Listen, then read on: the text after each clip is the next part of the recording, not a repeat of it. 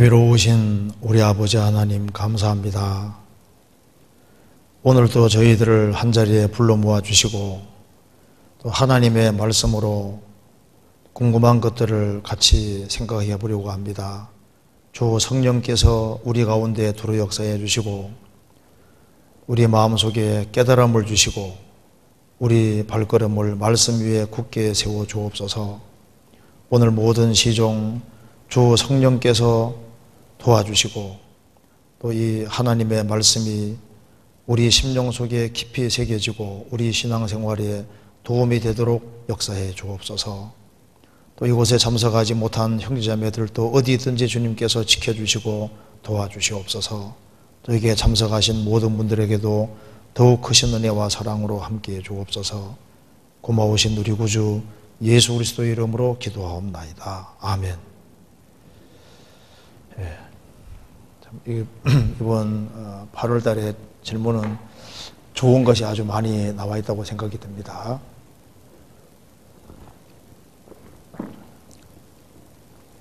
그래서 오늘 질문이 좀 우리 신앙생활에 좀 도움이 되리라고 생각을 합니다. 먼저 질문 한번 보겠습니다. 누가 의인인지에 대하여 알고 싶습니다. 신약 시대의 의인은 예수님 피로 구원받은 사람들이 명백한데 구약 시대의 의인은 누구를 말하는 것인지 궁금합니다. 창세기 6장에 노아는 의인이라고 했는데요. 노아가 예수님의 구속 사역을 미리 알고 믿었던 것인지 궁금합니다. 또 소돔성에서 의인 10명이 없어서 멸망당했는데 여기서 말하는 의인은 누구인지도 궁금합니다. 또 에스겔 18장 5절 9절에는 말씀에 순종하고 이웃을 불쌍히 여기는 사람을 의인이라고 말씀하시는 것 같은데요. 구약시대 때는 누가 의인인지 궁금합니다. 참 좋은 질문입니다. 누가 의인인지에 대해서 알고 싶습니다. 성경에서 제일 중요한 주제라고 할 수 있습니다. 신약시대의 의인은 예수님 피로 구원받은 사람들이 명백한데, 그렇죠? 예수님 피로 구원받은 사람들이 의인이다. 그럼 명백하다. 맞습니다. 예수님의 피는 우리가 예수님 피공로를 믿는다 했을 때 죄 사함과 동시에 의롭다함이 피 속에 다 들어가 있습니다. 그러니까 예수님 피를 믿는다는 말씀 속에는 우리 죄가 사해지고 우리를 의롭다고 하신 것이 다 포함되어 있는 거예요.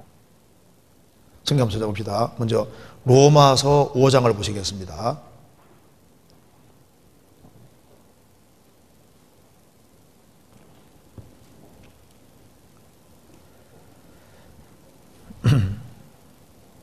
로마서 5장 9절입니다. 그러면 이제 우리가 그 피를 인하여 의롭다 하심을 얻었은즉 더욱 그로 말미암아 진노하심에서 구원을 얻을 것이니, 여기에 주님의 피로 그러니까 죄만 사함 받은 것이 아닙니다. 우리가 그 피를 인하여 의롭다 하심을 얻었다. 우리가 피 때문에 죄가 사해졌고 피 때문에 의롭게 된 겁니다. 그럼 여기 이제 어떻게 의인이 되느냐? 의인 되는 것은 복음을 받아들여서 의인이 됩니다. 그러니까 신약 성경에서 말하는 의인은 예수님의 완전한 공로를 받아들인 그 사람이 의인이 되는 거예요. 그렇죠? 그리고 이거 봅시다. 성경 로마서 1장을 보시겠습니다.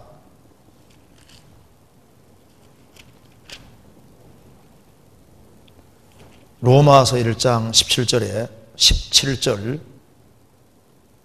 한번 같이 읽어보겠습니다.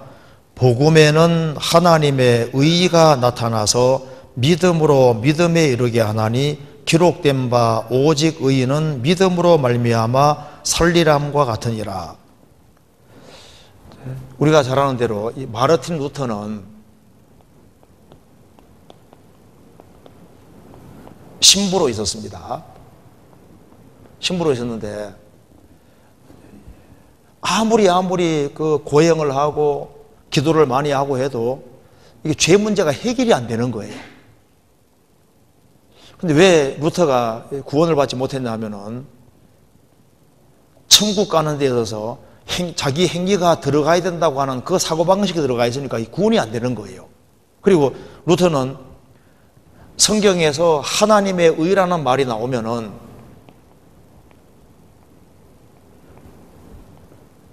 이걸 항상 하나님의 정의라고 생각을 했던 겁니다. 그러니까 하나님의 의로우심, 하나님 자신이 의롭고 거룩하다는 그쪽으로만 생각을 했는데 루터가 자기 구원 문제로 고민을 많이 하니까 이제 이 마르틴 루터에게 성경책을 준 사람이 슈타우피츠라는 사람입니다.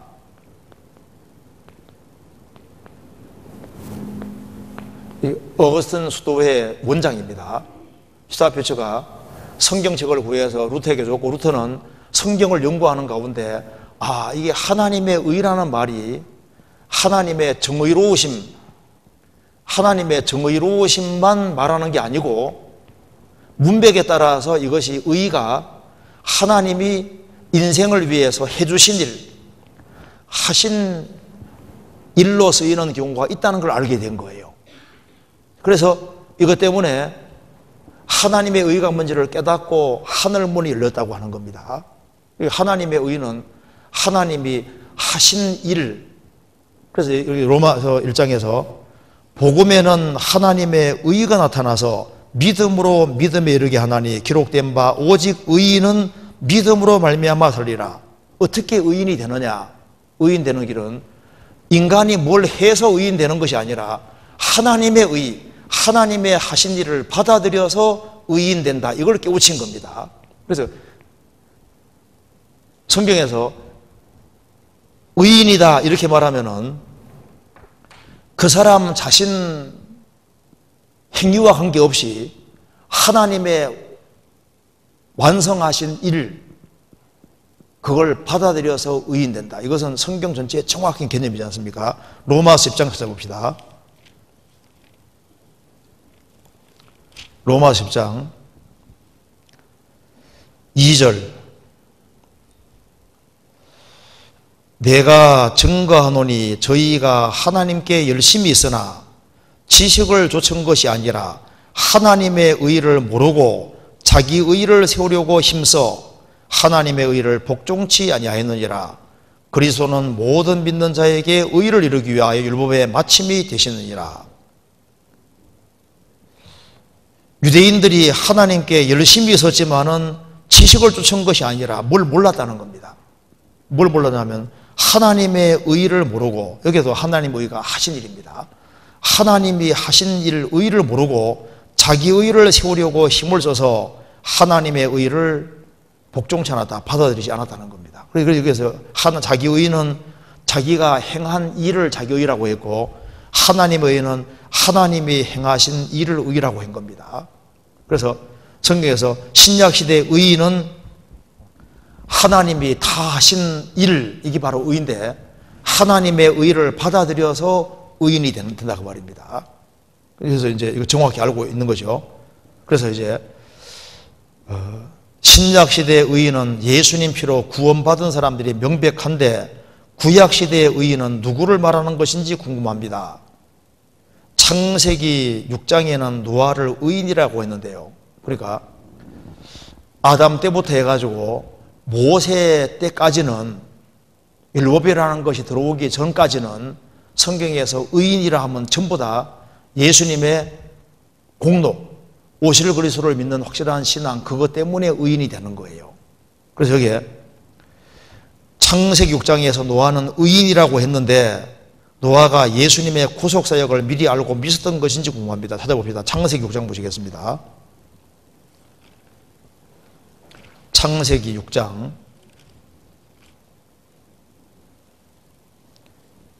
9절 노아의 사적은 이러하니라. 노아는 의인이요 당세의 완전한 자라. 그가 하나님과 동행하였으며, 이게 노아가 의인이라 했을 때 이것이 신약시대에 나와 있는 개념하고 똑같은 겁니다. 그는 확실히 구원받은 겁니다. 그래서 이것에 대한 설명이 시므리 11장에 나와 있는데 15의 11장 나와 있는 사람 보면은 아벨 믿음이 있었죠? 아벨이 양을 죽인 것은 양이 죽는 것처럼 먼 훗날 예수님이 다시 대신 죽을 것을 미리 믿은 겁니다. 오실 그리스도를 향한 믿음으로 구원받는 거예요. 노아도 의인된 것은 오실 그리스도에 대한 신앙입니다. 그리고 노아 방주에 정결한 짐승 7쌍이 들어가고 부정한 짐승 하나 들어갔는데 그 정결한 짐승이라는 것이 뭘 말하냐면 제사용을 말하는 겁니다. 노아 홍수 전에도 양이나 임소나 송아지는 짐승을 죽였습니다. 그래서 방주에 이제 정결한 짐승을 집어넣은 이유는 제사용입니다. 창세기 8장 보시겠습니다. 8장 20절.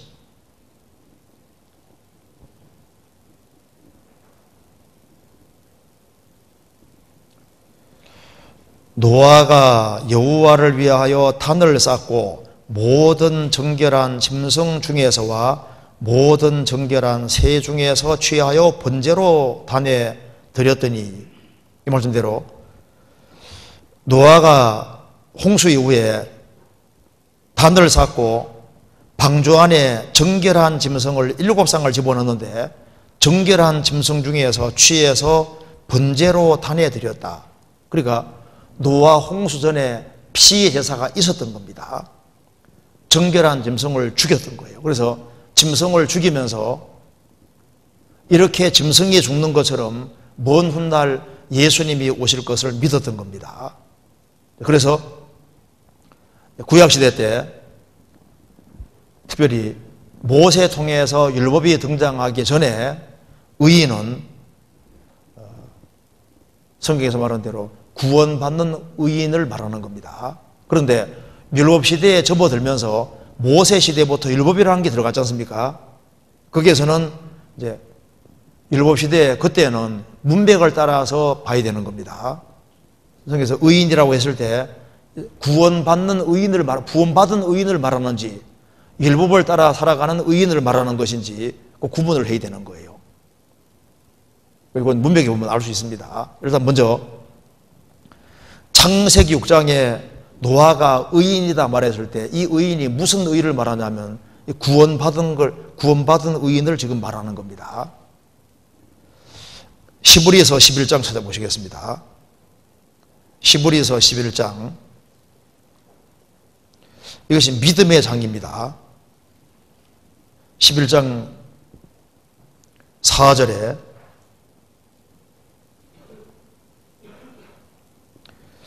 믿음으로 아벨은 믿음이 있었습니다. 5절에도 믿음으로 에녹도 믿음이 있었습니다. 7절에 믿음으로 노아는 아직 보지 못하는 일에 경고하심을 받아 경외함으로 방주를 예비하여, 여기 보면은 믿음으로 노아도 믿음이 있었습니다. 8절에 믿음으로 아브라함은 하나같이 믿음이 있습니다. 그래서 여기에 아벨도 믿음으로 구원받았을 때 다 바탕이 뭡니까? 짐승을 죽이면서 먼 훗날 그리스도가 자기 대신 죽을 것을 확실하게 믿은 겁니다. 그리고 에녹도 마찬가지고, 에녹 시대 때도 짐승 피제자가 있었고 노아 시대 때도 짐승 피제자가 있었고 아브라함도 정결한 짐승을 죽였지 않습니까? 이렇게 짐승을 죽이면서 먼 훗날 예수님이 자기 대신 죽어줄 것을 믿었던 겁니다. 그리고 아브라함의 조카 롯도 성경에서는 구원을 받은 사람으로 표현되어 있습니다. 자, 베드로후서 2장 보시겠습니다.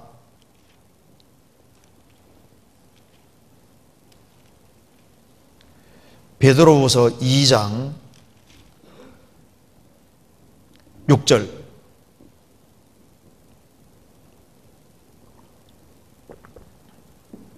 소돔과 고모라 성을 멸망하기로 정하여 제가 되게 하사 후세에 경건치 아니할 자들에게 본을 삼으셨으며 무법한 자의 음란한 행실을 인하여 고통하는 무슨 롯입니까? 의로운 롯을 건지셨으니 뭐라 했습니까? 이 의인이 저희 중에 거하여 날마다 저 불법한 행실을 보고 들으므로 그 의로운 심령을 상하니라. 주께서 경건한 자는 시험에서 건지시고 불의한 자는 형벌 아래 두어 심판날까지 지키시며. 여기서 소돔 고모라에 의인이 있었던 겁니다. 의로운 롯, 저 의인이. 그러니까 아브라함도 구원받은 사람이고, 그리고 아브라함 조카 롯도 구원을 받은 사람입니다. 그런데 아브라함과 같이 살지 않고 소돔으로 들어갔잖아요. 아브라함은 의인인데 소돔 성은 의인 10명 없어 망했다. 여기서 의인도 누굴 말할까요? 롯이 의인이니까, 롯이 평생을 소돔에 살았으니까 소돔에서 전도해서 자기가 가지고 있는 똑같은 신앙을 주변 사람들에게 원래 넣어줬어야 되는 거예요. 그렇잖아요. 그래서 여기 의인 10명, 이것이 그냥 착하게 살아가는 사람 10명 말하는 게 아니고 오실 그리스도에 대한 확실한 믿음을 가진, 그런 믿음 가진 의인 10명을 말하는 겁니다. 무슨 말이 되죠? 그리고 여기서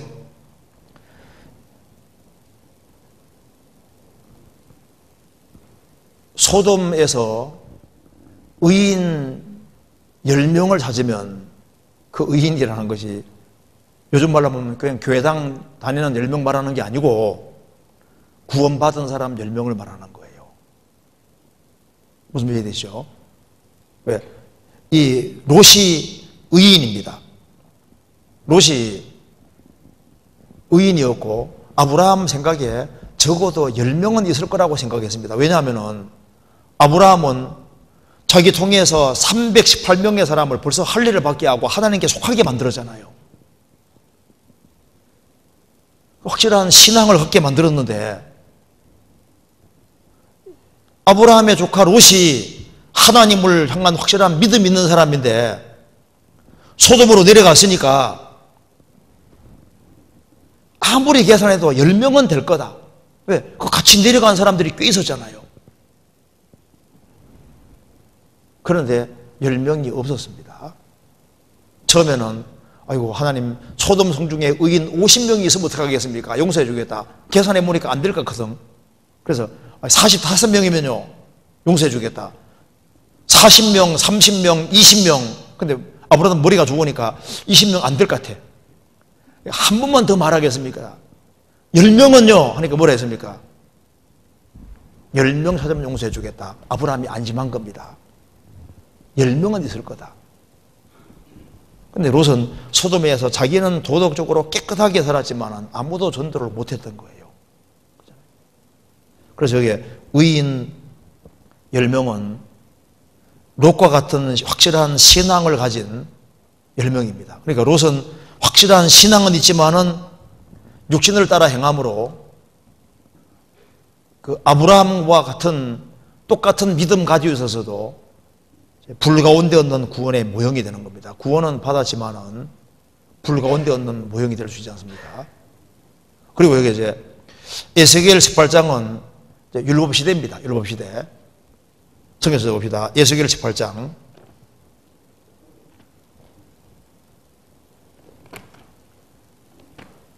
에스겔 18장.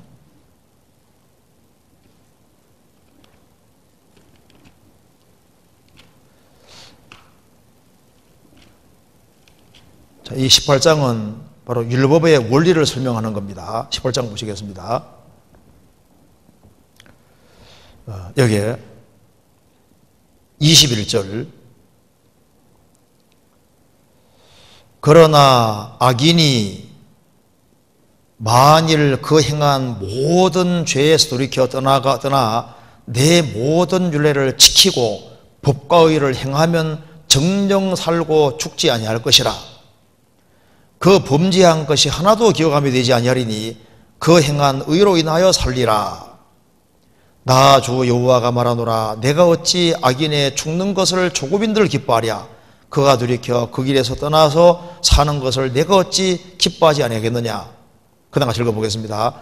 만일 의인이 돌이켜 그 의에서 떠나서 범죄하고 악인이 행하는 모든 가증한 일대로 행하면 살리겠느냐? 그 행한 의로운 일은 하나도 기억함이 되지 아니하리니 그가 그 범한 허물과 그 지은 죄로 인하여 죽으리라. 자, 율법은 행하라, 그리하면 살리라. 행하다가도 못 행하면은 망한다 그 말입니다. 율법이라는 것은 여기 아주 설명이 정확히 되어 있는 겁니다. 잘 못 살았던 사람도 정말 돌이켜서 하나님 말씀을 정령 행할 수 있으면은 살 것이다. 그런데 바르게 살다가 죄 가운데 살아가 죽으면은 그것 때문에 천국 가냐? 못 간다. 이게 무슨 말이냐 하면은 이래저래 할 수 없는 거예요. 그러니까 죄 짓던 사람이 죄를 떠나서 하나님 말씀을 완벽하게 지키는 것도 이게 안 되는 얘기고, 또 이게 바르게 살다가 또 죄 가운데 떨어지면은 천국 못 간다고 이뤄진다 그 말입니다. 이게 바로 뭐냐 하면은 율법이라는 것은 행해야만 사는 거예요. 그래서 하나님께서는 율법을 내려주실 때 처음부터 못 질 걸 아셨기 때문에 이걸 더 설명한 걸 봅시다. 에스겔 20장 보세요. 20장 25절 보시겠습니다. 한번 같이 읽어보겠습니다. 또 내가 그들에게 선치 못한 율례와 능히 살게 하지 못할 규례를 주었고, 하나님께서 계명을 내려주실 때 처음부터 이 계명 가지고는 못 사는 거예요. 그러니까 율법이라는 것은 행하라 그러면 살리라, 못 행하면 망한다 이래 되어 있는데 처음부터 그럴 사람 없으니까 방법은 어떻습니까? 율법 시대 때도 믿는 길밖에 없는 거예요. 그러니까 율법을 주시고 그 뒤에 제사법 주신 이유가 어차피 안 되니까 시공로를 기대고 오실 그리스도를 믿어야 된다는 것으로 가기 위해서 넣어주신 거예요. 그래서 성경에 말씀하시기를 율법은 처음부터 왜 선치 못한 율례냐면 못 지키니까, 능히 살게 하지 못할 규례를 줬고 살게 하지 못할 규례입니다.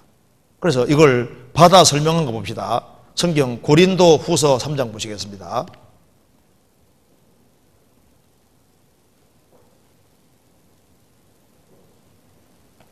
고린도후서 3장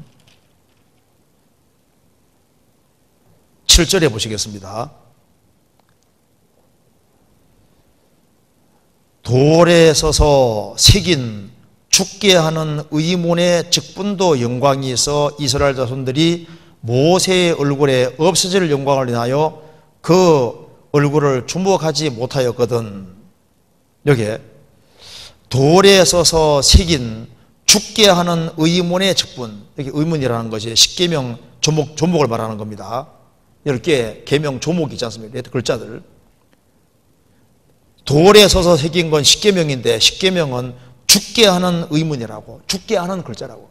그러니까 십계명을 지켜 천국 가려고 그러면 어차피 어떻게 됩니까? 지키면 살리려 했는데 지킬 사람은 있어요 없어요? 없으니까 결국은 그리스도 공로를 기댈 수밖에 없는 거예요. 또 잘 살다가도 이게 못 사니까 어쨌든 간에 이래저래 안 되니까 방법은 율법 시대 때도 사는 길은 결국은 믿음인 겁니다. 믿음. 그래서 로마 4장에 설명하기를 아브라함도 믿음으로, 율법 시대 전에도 믿음으로, 그리고 율법 시대 때에도 다윗은 믿음으로 구원받은 거다 이렇게 나가지 않습니까? 똑같이. 그래서 율법이라는 것은 행하면 살리라, 이게 율법인 거예요. 성경 찾아봅시다. 갈라디아 3장 보시겠습니다.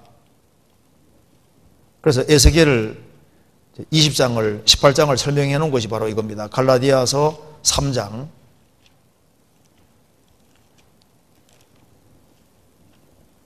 12절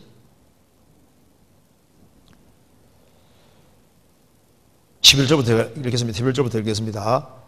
또 하나님 앞에서 아무나 어느 누구나 율법으로 말미암아 의롭게 되지 못할 것이 분명하니 이는 의인이 믿음으로 살리라 하였음이니라. 율법은 믿음에서 난 것이 아니라 이를 행하는 자는 그 가운데 살리라 하였느니라. 이를 행하는 자는 살리라.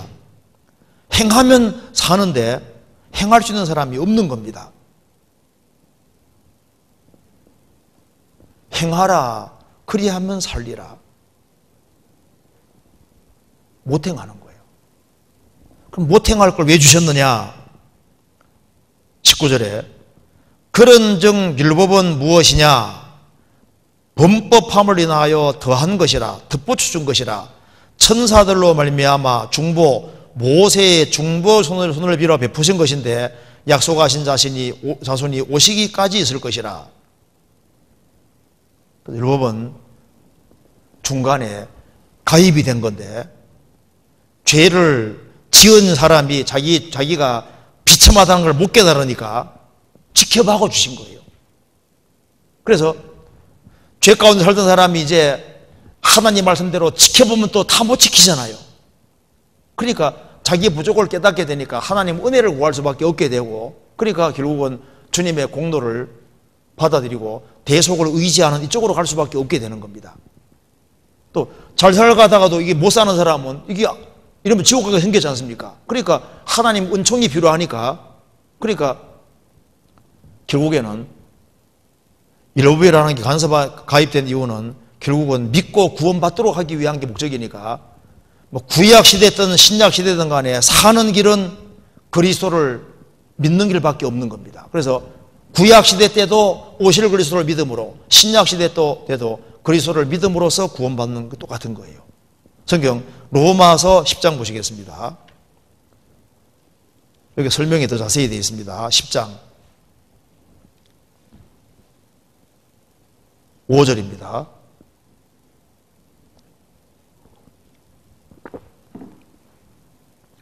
믿음으로 말미암는 의인은 이같이 말하되, 여기 5절에 모세가 기록하되 율법으로 말미암는 의를 행하는 사람은 그 의로 살리라 하였거니와 믿음으로 말미암는 의인은 이같이 말하되 내 마음에 누가 하늘에 올라가겠느냐 하지 말라 하니 올라가겠느냐 하면 그리스도를 모셔 내리는 것이요 혹 누가 음부에 내려가겠느냐 하지 말라 하니 내려가겠느냐 하면 그리스도를 죽은 자 가운데서 모셔 올리는 것이라. 그러면 무엇을 말하느냐? 말씀이 내게 가까이 가까워 내 입에 있으며 내 마음에 있다 하였으니 곧 우리가 전파하는 믿음의 말씀이니라.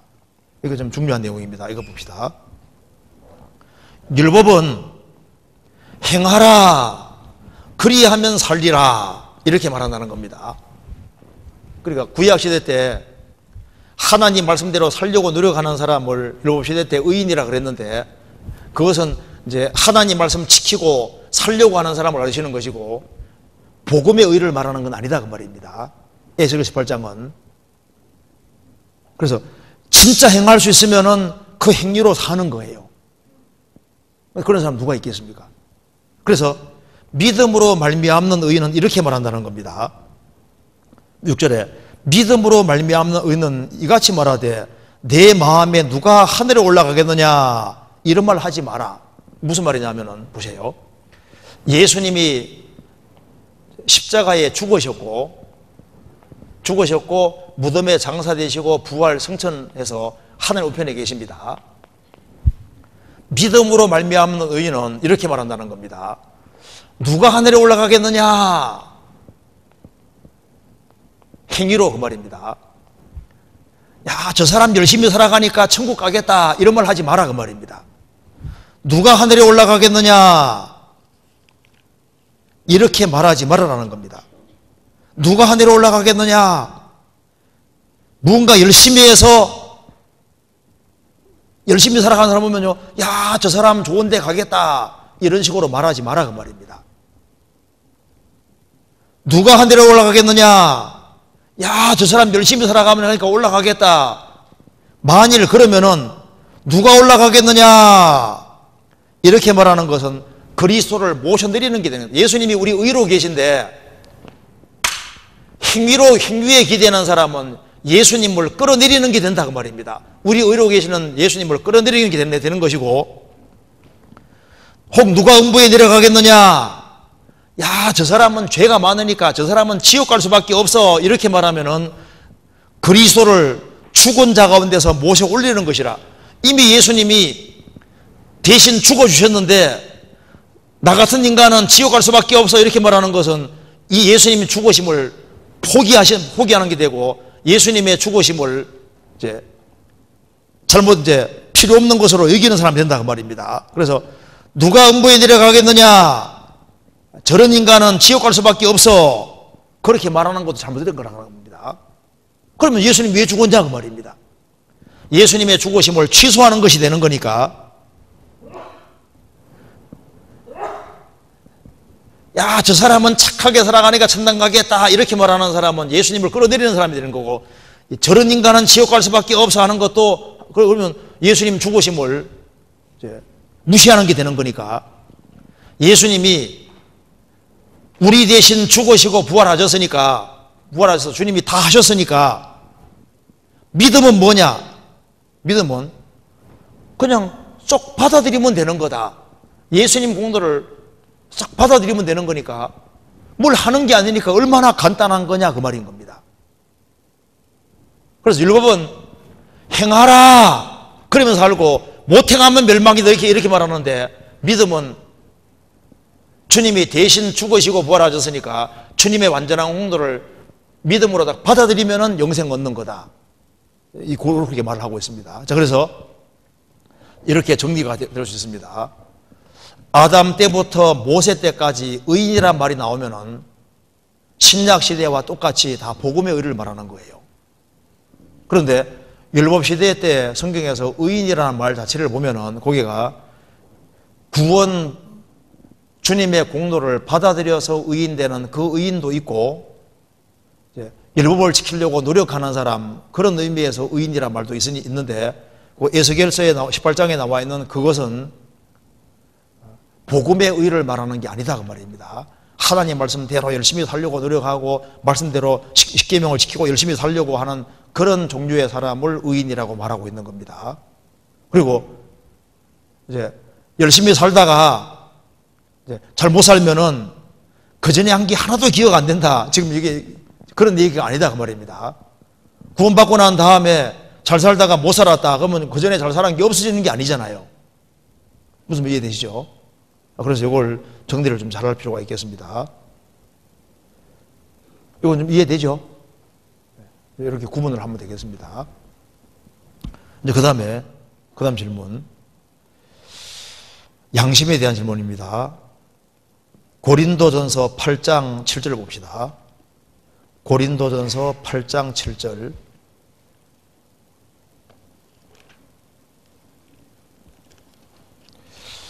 자, 이게 참 굉장히 중요한 질문입니다. 8장 7절을 보시겠습니다. 그러나 이 지식은 사람마다 가지지 못하여 어떤 이들은 지금까지 우상에 대한 습관이 있어 우상의 제물로 알고 먹는 거로 그들의 양심이 약하여지고 더러워지느니라. 여기 양심이 더러워졌다고 하는데요, 또 그리고 디모데전서 1장 19절에는 믿음과 착한 양심을 가지라. 찾아봅시다. 디모데전서 1장 찾아봅시다.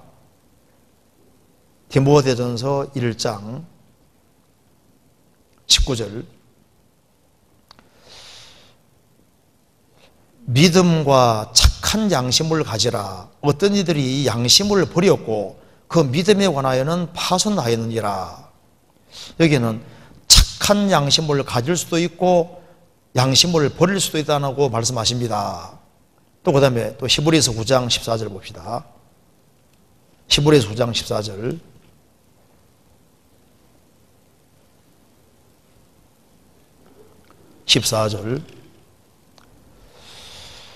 하물며 영원하신 성령으로 말미암아 흠없는 자기를 하나님께 드린 그리스도의 피가 어찌 너희 양심으로 죽은 행실에서 깨끗하게 하고 살아계신 하나님을 섬기게 못하겠느냐. 여기에는 그리스도의 피가 양심을 깨끗하게 한다고 할 수 있다고 하십니다. 양심은 이처럼 사람이 취사 선택하기도 하고 더럽히기도 하고 다시 깨끗하기도 하는 사람이 통제할 수 있는 것인지 궁금합니다 하는 질문입니다. 양심에 대한 질문이거든요. 이거 참 굉장히 중요한 질문이라고 할 수 있습니다. 양심. 크리스찬의 양심에 관한 문제, 이거 굉장히 중요한 질문이죠. 자, 이 사람은 이 세상에 태어날 때 양심이라는 걸 가지고 태어났습니다. 지구상에 사람 태어나는 모든 사람은 다 양심을 가지고 태어난 게 확실합니다. 로마서 2장 찾아봅시다. 이 양심에 대해서 한번 생각해 봅시다. 로마서 2장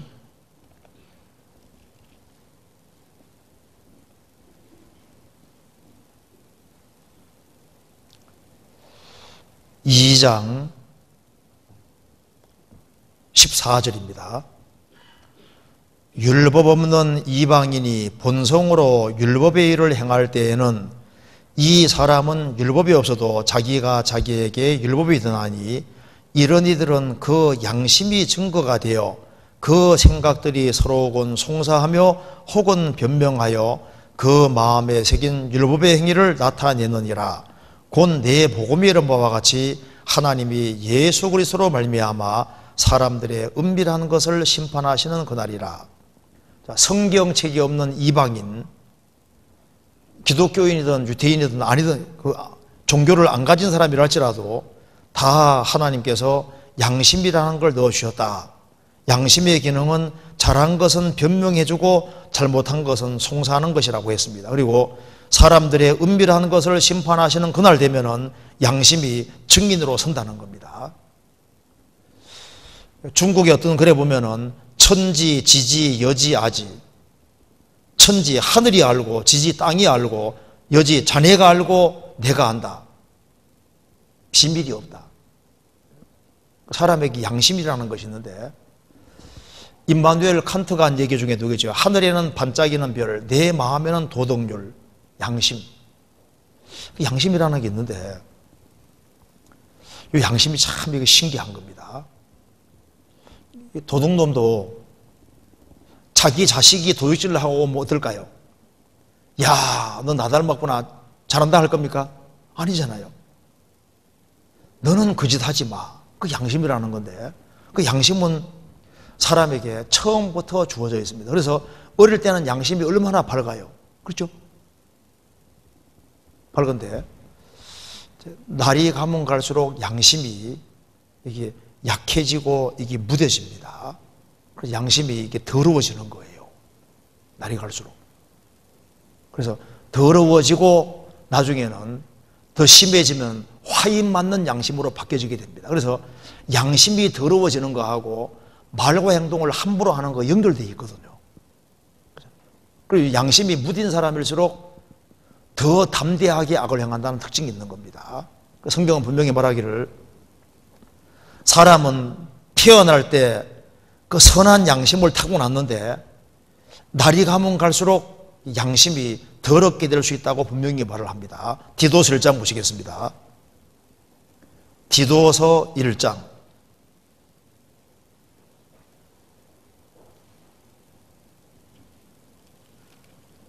디도서 1장 15절 깨끗한 자들에게는 모든 것이 깨끗하나 더럽고 믿지 아니하는 자들에게는 아무것도 깨끗한 것이 없고 오직 저희 마음과 양심이 어떻다고요? 더러운지라. 양심은 마음도 더러워지고 양심도 더러워질 수 있는 겁니다. 그리고 이제 더 심해지면은 양심이 화인맞게 되는 거예요. 감각이, 양심이 이제 이게 둔해져서 죄를 너무 많이 지으면 양심이 둔해지고 나중에는 너무 많이 지으면 이 감각이 없어지는 거예요. 찔림이 너무 약해지고 없어지게 되는 겁니다. 디모데전서 4장 보시겠습니다.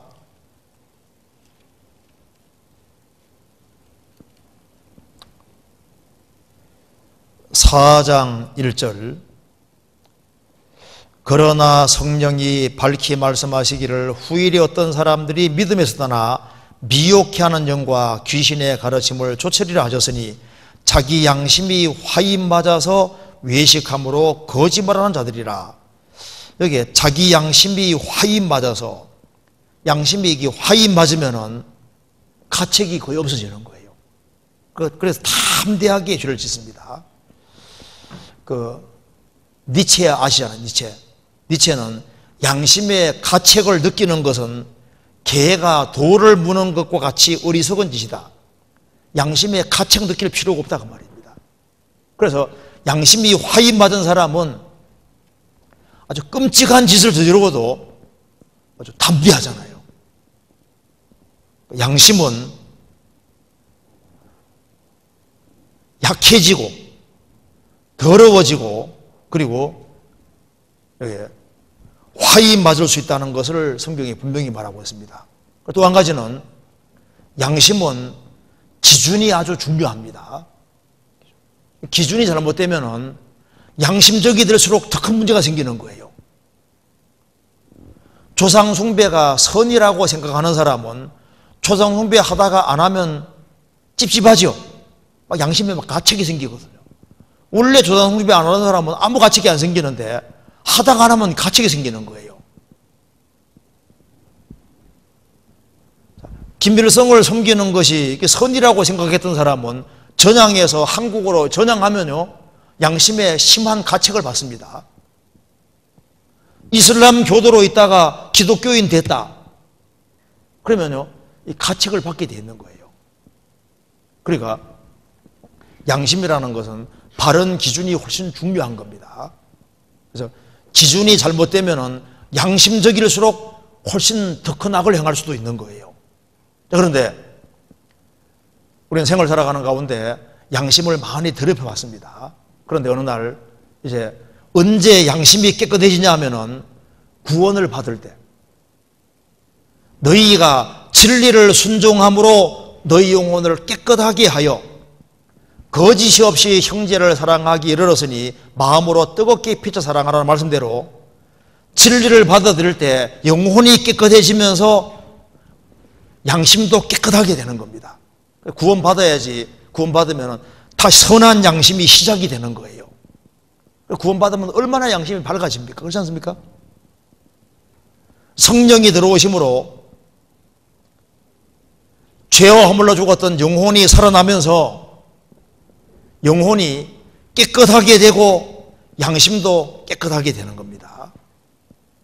구원받으면 선한 양심이 실제로 되는 거예요. 성경 베드로전서 3장 보시겠습니다. 베드로전서 3장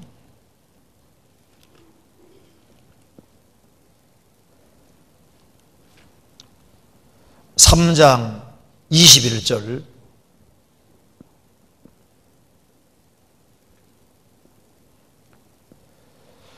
물은 노아 홍수물입니다. 노아 홍수물은 예수 그리스도의 부활하심으로 말미암아 이제 너희를 구원하는 편이 곧 세례라. 육체의 더러운 것을 제하여 버림이 아니요 오직 선한 양심이 하나님을 향하여 찾아가는 것이니라. 노아 홍수물은 구원하는 표다. 방주는 예수님의 그림자고 홍수의 물은 침례의 그림자라는 겁니다. 그래서 노아 식구들이 방주에 들어간 것이 먼저고 홍수 통과한 게 두 번째인 것처럼 예수님 안에 들어가는 것이 먼저고 그 다음에 물 통과했다는 겁니다. 그래서 노아 홍수물은 구원받았다는 것을 외적으로 이제 표하는 표다는 겁니다. 편이고 세례라. 육체의 더러운 것을 제하여 버림이 아니요 구원받아서도 타락된 기질은 남아있잖아요. 그런데 오직 선한 양심이 하나님을 향해 찾아가는 것이니라. 그래서 구원을 받으면 양심상 깨끗하게 되는 겁니다. 너희 양심으로 죽은 행실에서 깨끗하게 하고 마음의 뿌림을 받아 양심의 악을 깨닫고 맑은 물로 씻었다. 그 말씀대로 이제 구원받으면은 구원받은 사람에게는 양심이 깨끗하게 되고 선한 양심이 확실하게 있는 겁니다. 틀림없이 구원받았으면은 선한 양심이 있어요. 그리고 구원받았으면은 선한 양심을 유지하려고 노력을 해야 되고 선한 양심을 가져야 되는 것이 맞습니다. 성경 히브리서 13장 보시겠습니다. 13장 18절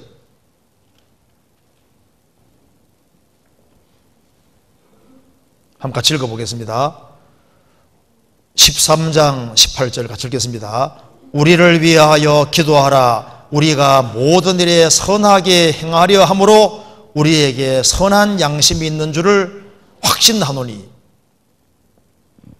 선하게 행하려고 하는 사람은 선한 양심이 있다는 증거가 되는 겁니다. 말을 막 함부로 하고 행동을 함부로 하는 사람이 내게 선한 양심이 있다, 그거 거짓말일 겁니다. 우리가 모든 일에 선하게 행하려 함으로 우리에게 선한 양심이 있는 줄 확신하노니. 선한 양심이 있는 사람은 모든 일에 선하게 행하려 한다, 그 말이 맞죠? 베드로전서 3장 보시겠습니다. 3장 16절 베드로 사도가 얘기했습니다. 선한 양심이 하나님 향해 서작하니까 선한 양심을 가지라. 이는 그리스도 안에 있는 너희의 선행을 욕하는 자들로 그 비방하는 일에 부끄러움을 당하게 하려 함이니라. 선을 행함으로 고난을 받는 것이 하나님의 뜻이다.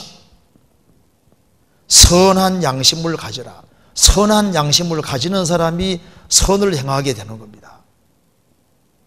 자, 그런데 다윗 보시면은요, 정말 선한 양심 가지셨습니다. 사울이 그렇게 죽이려고 함에도 불구하고 죽이질 않았잖아요. 그리고 다윗이 사울이 발을 가리려고 동굴 속에 들어올 때 사울의 옷자락을 탁 뺐는데 마음에 큰 찔림 받고 양심의 찔림을 받았습니다.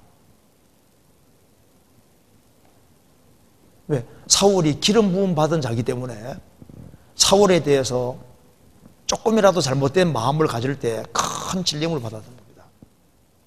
양심의 찔림을 받는 이것이 선한 양심이 있고 살아있는 양심을 가지다는 증거인 겁니다. 자, 그런데 구원을 받을 때 깨끗한 양심, 선한 양심을 가졌는데 구원을 받은 사람도 양심이 약해지고 더러워질 수 있느냐? 성경은 약해지고 더러워질 수 있다고 얘기를 하는 겁니다.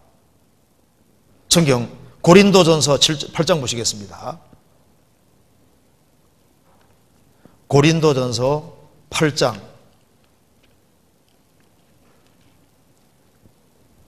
7절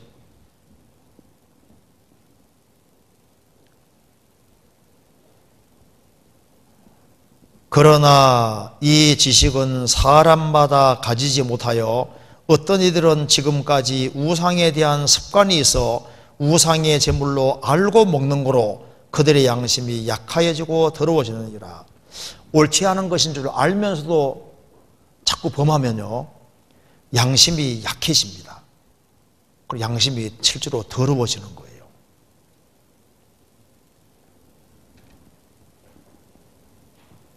그 양심은 상할 수도 있습니다. 10절에 지식이 있는 내가 우상의 집에 앉아 먹는 것을 누구든지 보면 그 약한 자들의 양심이 담력을 얻어 어찌 우상의 제물을 먹게 되지 않겠느냐. 12절 이같이 너희가 형제에게 죄를 지어 그 약한 양심을 상하게 하는 것이 곧 그리스도에게 죄를 짓는 것이니라. 그러니까 양심이 담력을 얻기도 하고 약한 양심이 상하게 되기도 하고 양심은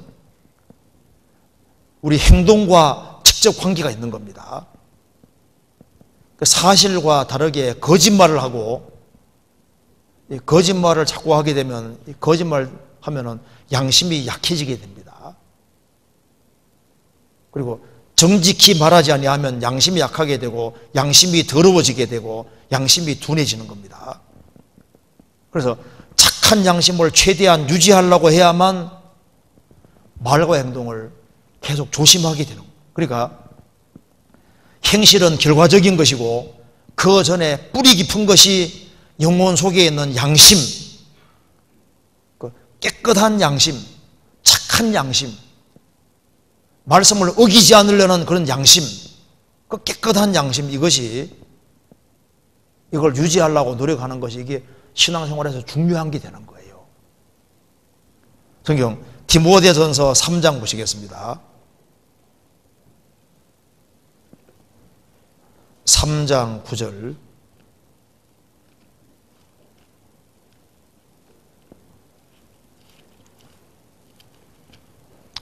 구절에 깨끗한 양심에 믿음의 비밀을 가진 자라야 할지니, 여기 집사에 대해서 얘기를 하면서 집사를 세울 때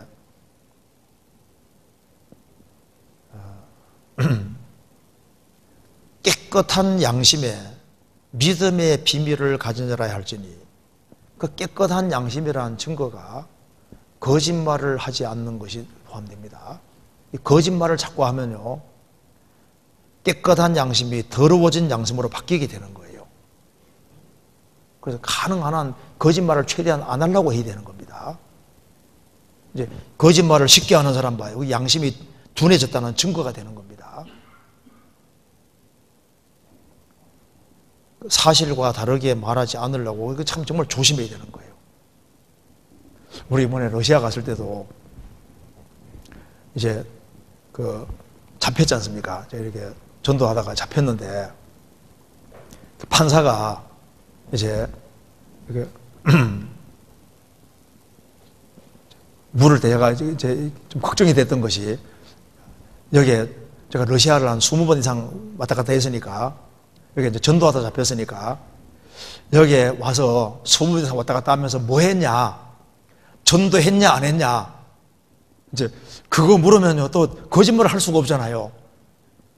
그래서, 이거 물으면 이거 참 거짓말 할 수는 없고, 그러면 이제 정직하게 얘기하면은 이제 벌이 있지 않습니까? 더 커질 수도 있잖아요. 근데 다행히도 그걸 안 묻더라고. 그러니까 여기에 참 이게 거짓말을 하냐, 안 하냐, 이런 문제가 있을 때, 그 양심대로 할 거냐, 안 할 거냐, 이런 이제 기로에 항상 선다, 그 말입니다. 그래서 여기 성경에 말씀하기를 깨끗한 양심에 믿음의 비밀을 가진 자를 알지니, 깨끗한 양심. 그래서 깨끗한 양심, 청결한 양심, 이걸 유지하려고 노력하는 것이 정말 필요한 거예요. 디모데후서 1장 보시겠습니다. 디모데후서 1장 3절에 보시겠습니다. 나의 밤낮 간구하는 가운데 쉬지 않고 너를 생각하여 청결한 양심으로 조상적부터 섬겨오는 하나님께 감사하고, 청결한 양심으로, 그러니까 깨끗한 양심, 청결한 양심. 그래서 양심이 깨끗하면은, 깨끗하지 못한 행동을 하면은 괴로워하게 되고 회개하고 빨리 돌이킬 수 있게 되는 겁니다. 그래서 선한 양심이 있으면은 선을 행하게 되는 거지 않습니까? 그래서 이 착한 양심, 청결한 양심, 이걸 유지하기 위해서는 최대하게 세심하게 주의를 기울여야 되는 것이 맞는 겁니다. 그래서 참된 믿음은 착한 양심하고 연결되어 있는 겁니다. 참된 믿음은 하늘에 대한 소망과 연결되어 있는 거예요. 그래서 이 참된 믿음을 가지고 있는 사람, 착한 양심하고 연결되어 있습니다. 그래서 바울사도도 얘기하기를, 내가 양심이 끊김없기를 항상 힘쓰다. 이 힘써야 되는 것이 맞는 겁니다. 성경 사도행전 24장 보시겠습니다. 사도행전 24장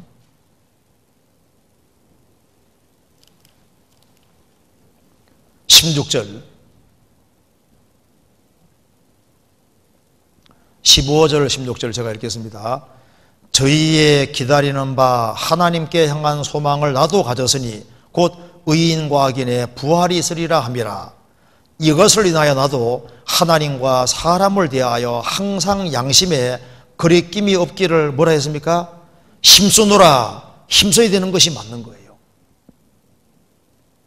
양심에 거리낌이 없기를 힘쓰노라. 최대한 양심에 거리끼지 않도록 행동하려고 힘썼다, 그 말입니다. 이게 굉장히 중요한 문제입니다. 이 질문 중에 참 중요한 거잖아요. 그래서 사람은 육신적으로만 더러워지는 게 아니라 영적으로도 더러워질 수 있는 거예요. 그래서 성경에 말씀하기를 육과 영의 온갖 더러운 자기를 깨끗하게 하자라고 했지 않습니까? 고린도후서 7장 보시겠습니다. 7장 1절 같이 한번 읽어보겠습니다.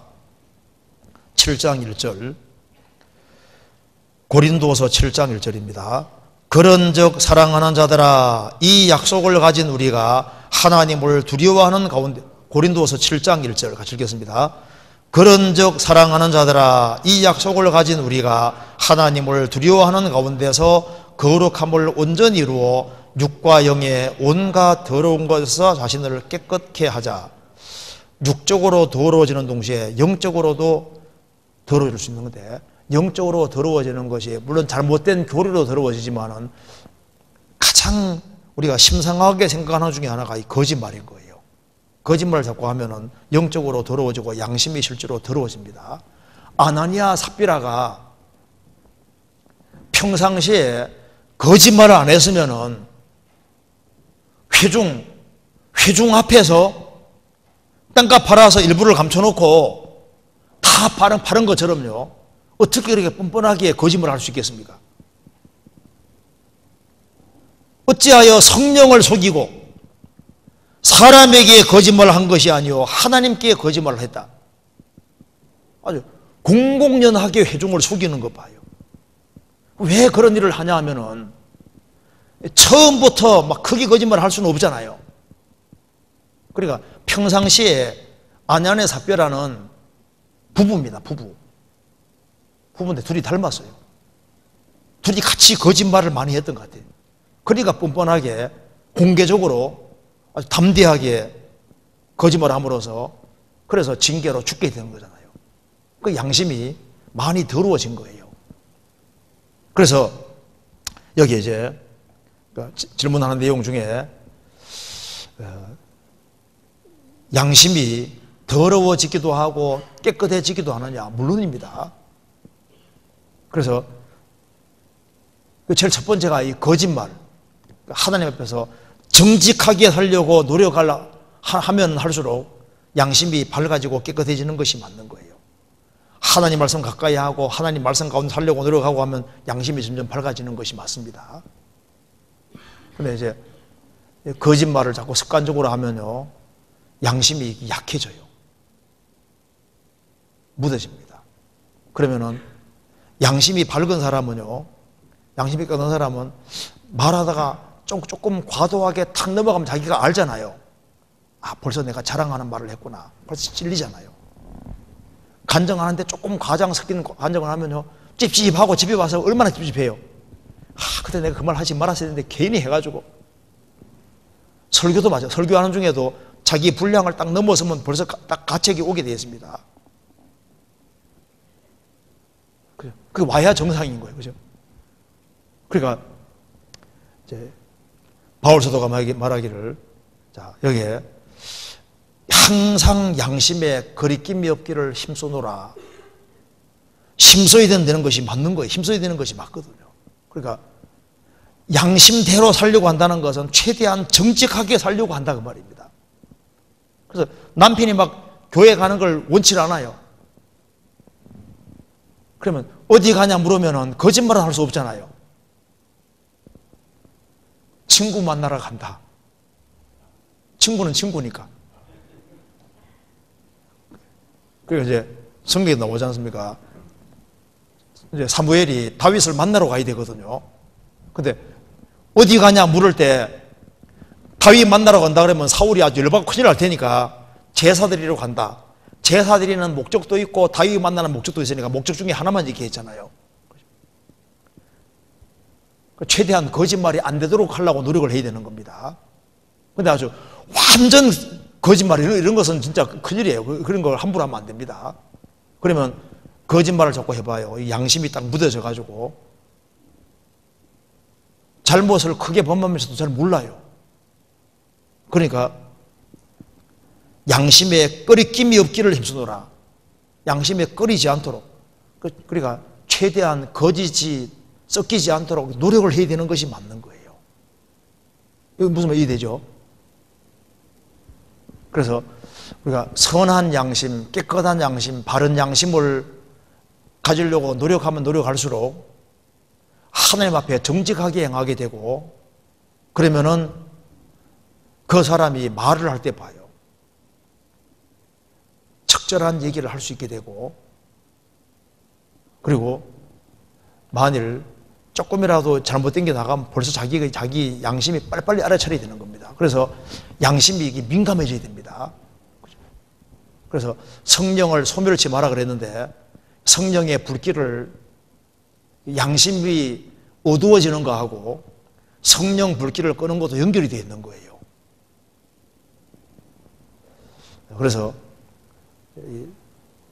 조심을 하고 살아야 되는 것이 맞는 겁니다. 그래서 몸만 더러워지는 것이 아니라 영적으로도 더러워지고 양심도 약해지고 둔해질 수도 있는 거예요. 그래서 아주 죄를 지으면서도 크게 가책을 덜 느끼는, 이렇게 되면 이제 나중에 아주 심하게 얻어맞게 됩니다. 징계가 크게 오잖아요. 아내는 삽비라 죽었잖아요. 징계로 죽었지 않습니까? 그래서 이제 거짓을 최대한 몰래 하려고 하는 이것이 필요하리라고 생각합니다. 그 다음 질문 봅시다.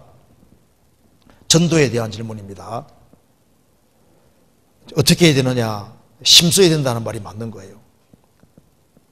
최대한 양심적으로 되려고 노력을 하고 통제하고 힘써노라, 힘써야 되는 것이 맞는 거예요. 그리고 우리가 생활 살아가는 가운데 내가 양심만 딱 굽히면은 수지 맞는 수가 생기는데, 그래도 양심을 안 굽히고 양심대로 하는 게 그게 잘하는 겁니다. 손해보더라도 양심적으로 하려고 하는 것이 필요한 거예요. 정직하게, 최대한 정직하게 하려고 해야 되는 것이 맞는 겁니다. 그 다음 전도. 하나님과의 관계가 좋지 않을 때에는 전도를 해도 소용이 없는지 궁금합니다. 하나님과의 관계 회복에 힘을 써야 하는지, 아니면 그래도 전도도 계속 해야 하는지 알고 싶습니다. 전도는 명령입니다. 전도는. 여기 하나님과의 관계가 좋지 않을 때에는 전도를 해도 소용이 없는 것인지 궁금합니다. 전도는 하나님의 명령이고, 세상에서 제일 큰 것이 죽은 영혼 살리는 거. 의사가 술을 먹은 이제 의사하고 좀 행동이 부실하다 합시다. 환자가 죽어가면 무조건 살려야 되는 거예요. 그렇지 않습니까? 세상에 생명보다 중요한 게 없는 겁니다. 사람이 죽어갈 때는 깡패라도 사람 더 내려가면 어떻게 됩니까? 무조건 살려야 되는 거예요. 그렇죠? 죽어가는 사람을 살리는 것이 그렇게 중요한 건데, 멸망으로 달려가는 영혼을 살려야 된다고 하는 것은, 이거는 주님의 명령 중에 명령입니다. 그래서 자기 부족한 것이 보인다 할지라도 전도하지 않으면 더 큰 죄를 짓는 거예요. 죄 중에서 제일 큰 죄가 뭐예요? 도덕적으로 잘 못 살고 이거보다 훨씬 더 큰 죄는 주변 사람들에게 전도하지 않는 건, 이건 더 큰 죄가 되는 거예요. 그리고 개인 생활 속에서도 주님을 멀리하는 것, 이건 제일 큰 죄가 되는 거거든요. 피조물인 인간은 하나님 멀리하는 건 안 되는 겁니다. 못 살아도 하나님께 바짝 달라붙어야 되는 거예요. 성경에서 봅니다. 사무엘상 13장 보시겠습니다.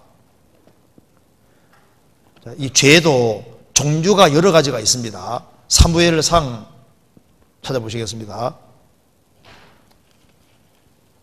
12장 19절입니다.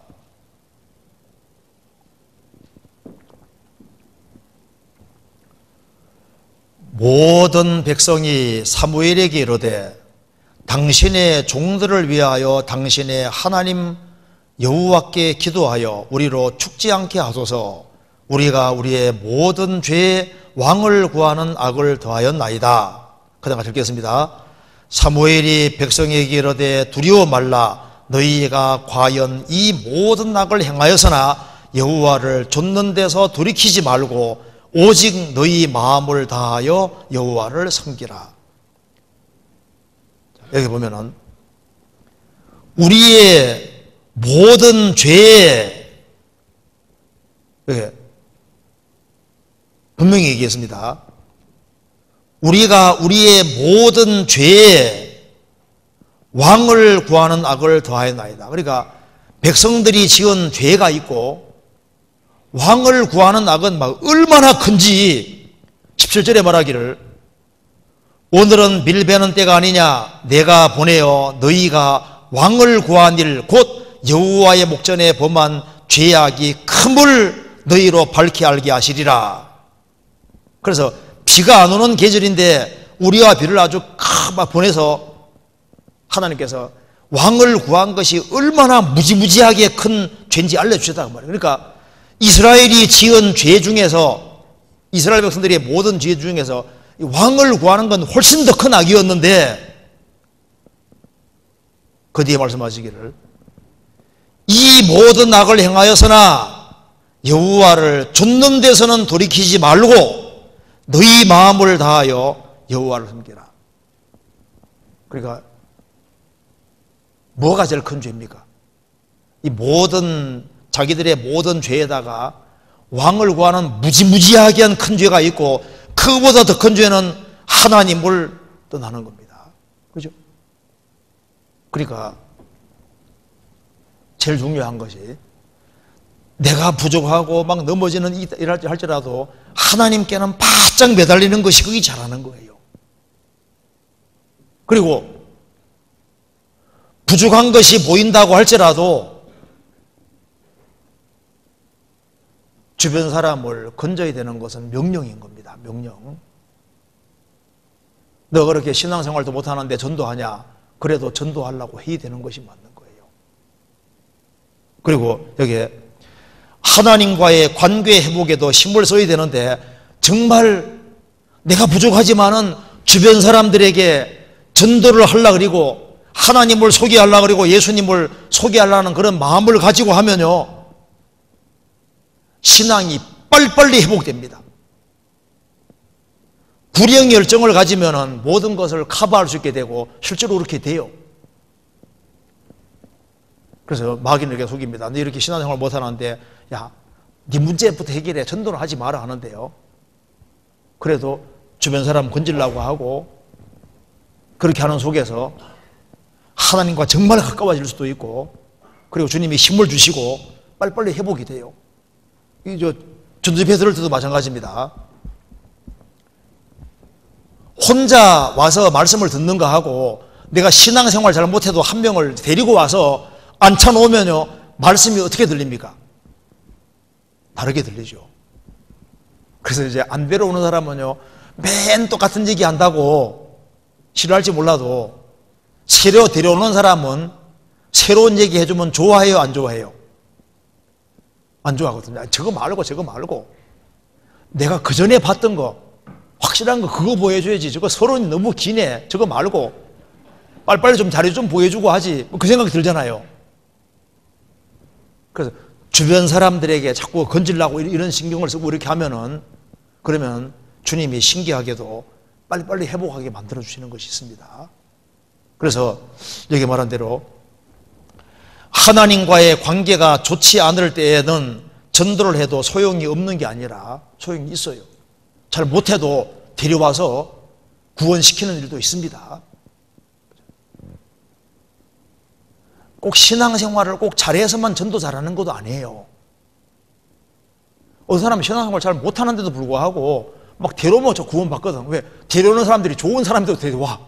어떤 사람은 신앙생활 정말 잘하는데 주변 사람들이 진짜 준비가 안 되는 사람 투성이거든요. 그러니까 그렇게 해도 잘 안 돼. 어떤 여자분은 정말 구원받고 신앙생활 잘하는데 남편이 정말 억세요. 구원이 안 되는 거예요. 어떤 여자분은 신앙생활 잘 못하는데도 불구하고 남편 들어오면 저 갖다 구원받아 버리거든. 그러니까 이제 그 사람도 필요하지만 또 주변 사람도 마음도 연결되어 있으니까 누가 어떻게 될지 모르는 겁니다. 우리는 최대한 하는 거예요. 결과는 주님께 맡기고. 그래서 하나님과의 관계가 좋지 않을 때에도 전도를 하고 그렇게 하면은 내가 잘못 사는 것보다 전도 안 하는 건 크리스찬에게는 더 큰 죄가 되는 거예요. 무슨 말이 되죠? 전도 안 하는 건 훨씬 더 큰 죄가 되는 거예요. 막 지금 떠내라는 사람이 얼마나 많이 있는데 적극적으로 건지려고 해야 되는 것이 맞습니다. 그 속에서도 많이 회복이 또 되는 거예요. 그래서 우리가 이제 관계 회복에도 힘쓰고 부족하더라도 전도에 실제로 힘을 쓰는 사람은 신앙이 회복이 되는 것이 맞습니다. 그 다음 질문. 히브리서 9장 26절 보시겠습니다. 히브리서 9장 26절. 세상 끝에 대한 질문입니다. 히브리서 9장 26절.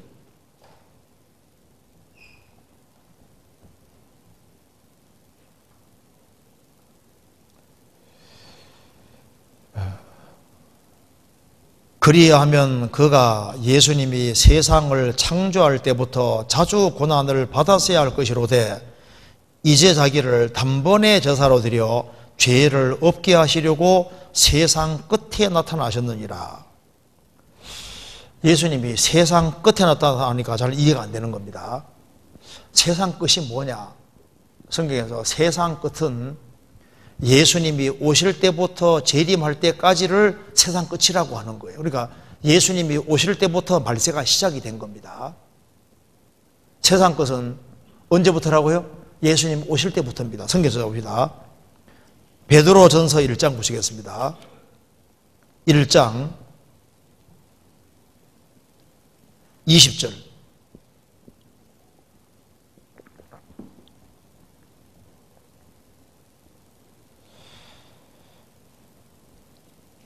그는 예수님은 창세 전부터 미리 알리신 바 된 자나 이 말세에 너희를 위하여 나타내신 바 되었으니, 예수님은 창세 전부터 미리 알리신 바 된 자나 이 말세에 너희를 위해 나타내신 바 되셨다. 예수님이 오신 때가 뭡니까? 말세입니다. 그러니까 말세는 예수님이 오실 때부터 재림할 때까지를 말세라고 하는 겁니다.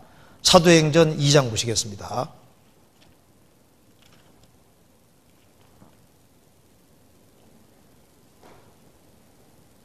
사도행전 2장 16절.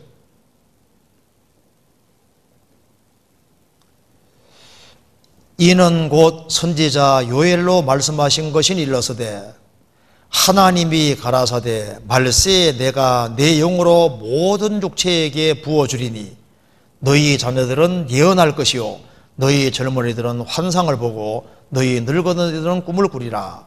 자, 5순절에 성령 내린 것을 말씀하시면서 말세에 예수님이 초림하실 때부터 말세라 그랬죠. 예수님 죽으시고 부활하신 후에 5순절에 성령이 내렸는데 이때부터가 말세인 겁니다. 내가 말세에 내가 내 영으로 모든 육체에게 주어지리니 회개하고 믿는 사람은 전부 다 성령을 받게 됩니다. 그래서 너희 자녀들은 예언할 것이요. 성경이 기록되기 전에는 회중이 모였을 때 하나님이 특정한 사람을 세워서 쫙 얘기하게 했는데 성경이 기록되고 난 이후에는 성경 내용을 깨닫고 얘기하는 것이 예언입니다. 너희 자녀들은 예언할 것이요 성경을 깨닫고 얘기하게 될 것이요 너희 젊은이들은 환상을 보고, 이 환상이라는 게 비전 본다 그 말입니다. 이 젊은 사람이 이제 생을 사는 목적이 분명해지고 이 젊은 시절에 무엇을 추구하고 살아야 될지 비전을 보게 될 것이고 너희 늙은이들은 꿈을 꾸리라. 여기 꿈이 소망의 꿈입니다. 노인은 세상에 꿈이 없잖아요. 구원받으면 소망의 꿈이 생깁니다. 죽음을 건너가더라도 주님과 영원히 같이 살 꿈이 있고 천국 들어갈 꿈이 있잖아요. 소망의 꿈이 생긴다 그 말입니다. 그래서 여기 성경에서 말세란 말이 들어가면은 예수님이 초림하실 때부터 재림하실 까지를 말세다 이렇게 이해하면 되는 겁니다. 이해되시죠? 그 다음 문제입니다. 그 다음 죄 문제에 대해서 하나님 앞에서 저는 너무나도 죄가 많습니다. 지금도 계속해서 죄가 올라와서 죄를 다 회개하기도 어려운데 어떻게 깨끗한 그릇이 될 수 있을런지요. 깨끗한 그릇이 되어서 건지고 세우는 일에 힘쓰고 싶습니다 하는 질문입니다. 하나님 앞에 저는 죄가 너무나도 많습니다. 구원받고 나면은 자기 실체를 아는 거예요. 구원받기 전에는 자기가 좀 착한 사람인 줄 알아도 구원받고 나면은 내가 형편없는 사람이라는 걸 더 알게 됩니다. 어때요? 여기 이제 구원받은 분들이 같이 모여 있는데 구원받고 나니까 내가 잘 산다고 생각이 드세요? 자꾸 부족하다고 생각이 많이 드세요? 내가 왜 이렇게 못 살까? 그 생각이 많이 드세요? 어때요? 구원받고 나면은 내가 왜 이렇게 부족할까? 왜 이렇게 못 살까? 이런 생각이 드는 것이 맞습니다. 저는 너무나도 죄가 많습니다. 창호지문이 있는 시절에 어떤 어르신이 밥을 맛있게 먹고 있었는데 창호지문 뚫린 쪽으로 햇살이 쫙 들어오니까 먼지가 보이잖아요. 아이고 더러워라 하면서 밥상 옮겨놓고 맛있게 드셨대요. 원래 전부 다 먼지 투성입니다. 한쪽으로만 먼지가 보이는 거예요. 이제 구원받기 전에는 한쪽으로만 죄를 알았는데 이제 구원받고 나면 성령께서 내 마음속을 비치기 시작하면 어떻습니까? 털썩거릴 때 내 속에 온갖 것이 다 들어있는 거예요. 이야, 그래서 자기 실체를 깨닫게 되는데 자기가 정말로 얼마나 연약한지를 알게 되는 겁니다. 그리고 죄가 안 올라오면 좋은데 계속 올라오잖아요. 우리 몸속에 이게 때가 계속 죽은 세포가 때지 않습니까? 씻어도 계속 올라오고 머리카락 계속 나오는 것처럼 이 타락된 본성이 있으니까 지금도 계속해서 죄가 올라온다. 올라오는 게 맞죠? 성경에서 올라온다고 돼 있어요. 성경에서 봅시다. 갈라디아서 5장 보시겠습니다. 5장 16절.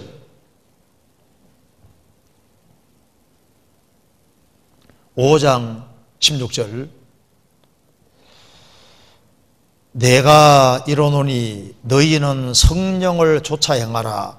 그리하면 육체의 욕심이 올라오지 아니하리라. 이렇게 안 되죠. 성령을 쫓아 행하면은 성령을 쫓아 행해도 육체의 욕심은 올라오는 겁니다. 성령을 쫓아 행한다고 해서 육체의 욕심이 안 올라오는 게 아니다. 성령을 쫓아 행하면 육체의 욕심을 이루지 아니리라. 통제해 갈 수 있지만은 육체의 욕심은 계속 올라오는 거예요. 그래서 여기서 이제 우리가 조심해야 될 것이 있습니다. 여기 육체의 욕심이 있는데 욕심 자체가 없어지는 것이 아닌 거예요. 어떤 사람은 미워하는 마음 자체를 없애려고 하거든요. 분노 자체를 없애려고 하는데 하나님도 분 내십니까 안 내십니까? 분 내시잖아요. 그러니까 분 낸다고 해서 무조건 죄가 아닙니다. 그런데 분 자체를 아주 씨를 말리려고 하는 경우가 있는데 그러면 혼동에 빠지게 되는 거예요. 미워하는 마음 자체를 없애려고 하는데 그럼 혼동에 빠지게 됩니다.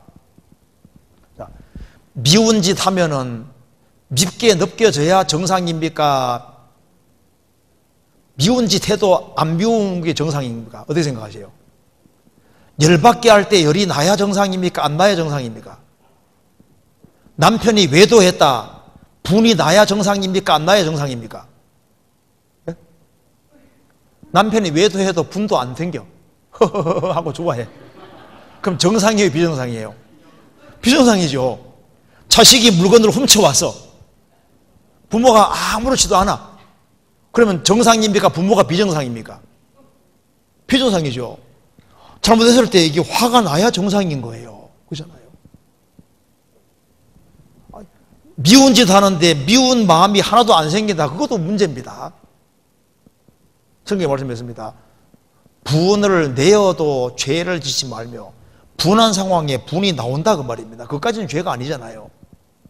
그런데 구원받은 그리스도인들은 죄에 너무 민감하다 보니까 분한 상황에 분이 올라오거든요. 내가 왜 분이 올라올까? 그래서 분 자체를 없애려고 하거든요. 그러면 더 큰 분한 상황이 되면 또 올라와. 그렇죠? 난 미워하지 말아야 하지 않는데 자꾸 믿게 행동하거든요. 그럼 미운 마음이 생겨. 없앤 줄 알았는데 또 더 큰 미운 짓 하면 또 밉잖아요. 그러니까 올라오는 것은 원래 올라오게 되어 있는 거예요. 그러니까 분한 상황에 분이 올라와도 그걸 죄 짓는 것으로 구성시키지 마라 그 말입니다. 내가 돈이 궁해서 길을 가고 있는데 돈 한 뭉치가 떨어져 있거든요. 속에서 아이고 하나님이 주셨구나 이 생각이 들어갈지 몰라도 그 믿으면 안 됩니다. 누가 흘린 거지 않습니까? 아무도 보는 사람 없어요. 갖고 싶구나 하는 마음이 탁 올라오지 않습니까? 돈이 너무 궁할 때 갖고 싶구나 하는 마음이 탁 올라왔습니다. 여기까지가 죄입니까 아닙니까? 여기까지는 죄가 아닌 거예요. 어떤 사람이 이래요. 내게 왜 이 마음이 올라오지? 이것 때문에 고민하고 괴로워하면 합당하지 않다 그 말입니다. 올라오는 것은 자연스러운 것이지 않습니까? 올라오는데 가지려고 하면 안 돼, 남의 거잖아. 이거 경찰서 갖다 줘야지. 그래서 그런 마음이 올라올 때 이렇게 하면 안 되지 하고 그걸 갖다 주면요 죄 지은 게 아닌 거죠. 안 되긴 왜 안 되고 가져가면 죄가 되는 거지 않습니까? 그죠? 그래서 여기에 지금도 계속해서 죄가 올라온다. 올라와서 죄를 다 회개하기도 어려운데 어떻게 기껏 한 그릇이 될 수 있을까요? 여기서 이제 하나 생각할 것이 있습니다.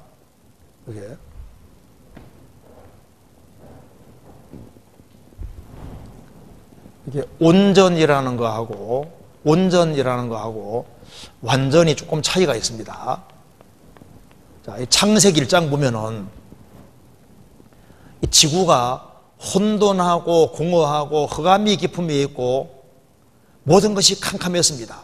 그런데 하나님께서 빛이 있으라 하심에 빛이 있었고 그 빛이 하나님 보시기에 좋았더라. 첫날 이 혼돈하고 공허한 지구에 빛이 들어오니까 하나님께서 보시고 좋았더라. 뭘 보고 좋았다고 했냐면은 빛을 보고 좋았다고 했습니다. 한 사람이 구원을 받으면은 주님께서 구원받은 그거 하나 때문에 그 사람을 기뻐하는 거예요.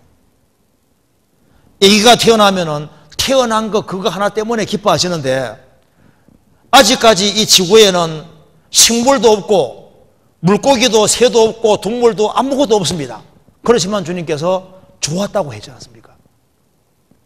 아기가 태어나면은 태어나는 것 자체 보고 자체 때문에 부모가 기뻐합니다.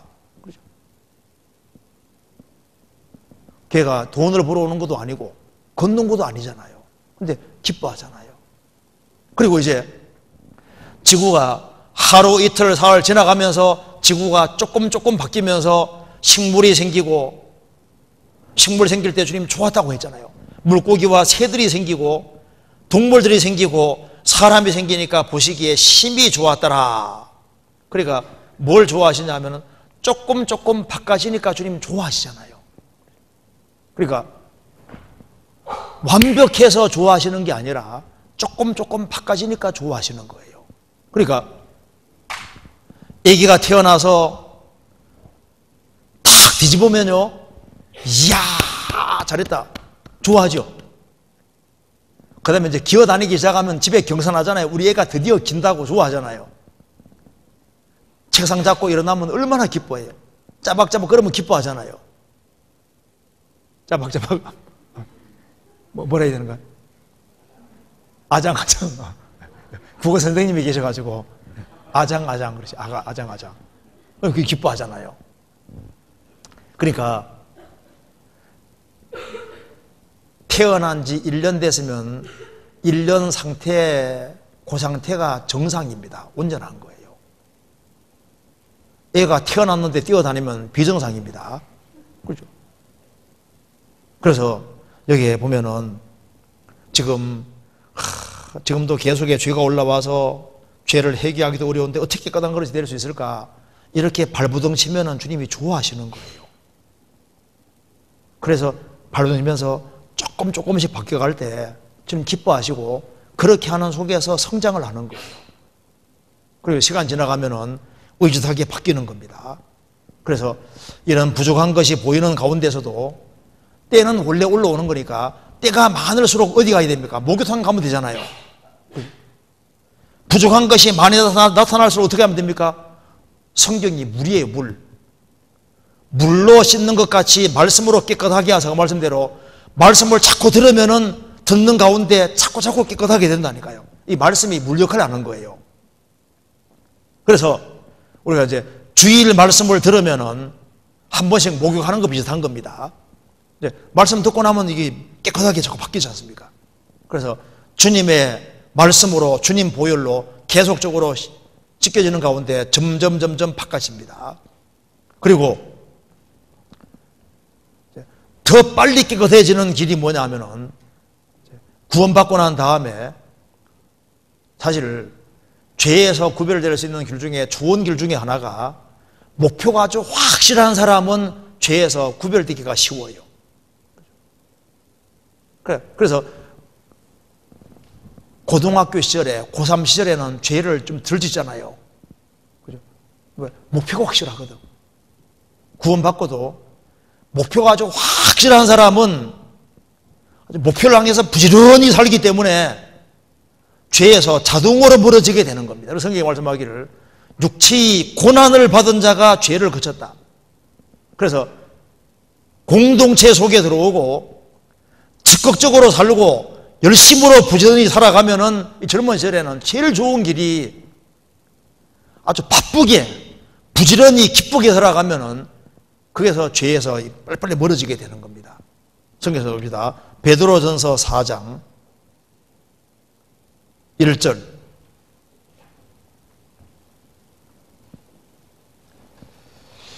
같이 읽어보겠습니다. 4장 1절입니다.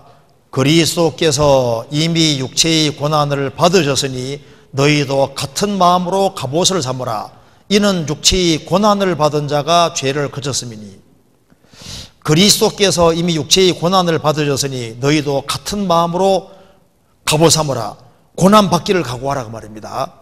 육체의 고난을 받은 자가 죄를 그쳤음이니, 죄를 그쳤단 말은 죄에서 자동으로 멀어지게 된다 그 말입니다. 육체의 고난을 받는 자. 그래서 언제 죄를 많이 짓습니까? 한가할 때, 시간 여유가 많을 때. 그래서 이 바쁘고 부지런하면은 죄에서 멀어지게 되는 겁니다. 그래서 이게 이 질문이 이게 참 좋은 질문입니다. 저도 깨끗한 그릇이 되어서 건지고 세우는 일에 힘쓰고 싶습니다. 이런 소원이 정말 있으면 주님이 계속적으로 깨끗하게 만들어 가시면서 그런 사람으로 만들어 주실 겁니다. 이런 소원이 있는 사람, 그런 사람은 틀림없이 말씀을 가까이 하게 될 것이고, 그리고 주님께서 계속적으로 깨끗하게 만드셔서 주 안에서 아주 귀하게 쓰임 받는 사람으로 만들어 가실 겁니다. 그리고 마지막 질문은 겸손하고 싶은데 쉽지 않습니다. 어떻게 겸손할 수 있을까요? 이렇게 겸손하고 싶은데 쉽지 않습니다.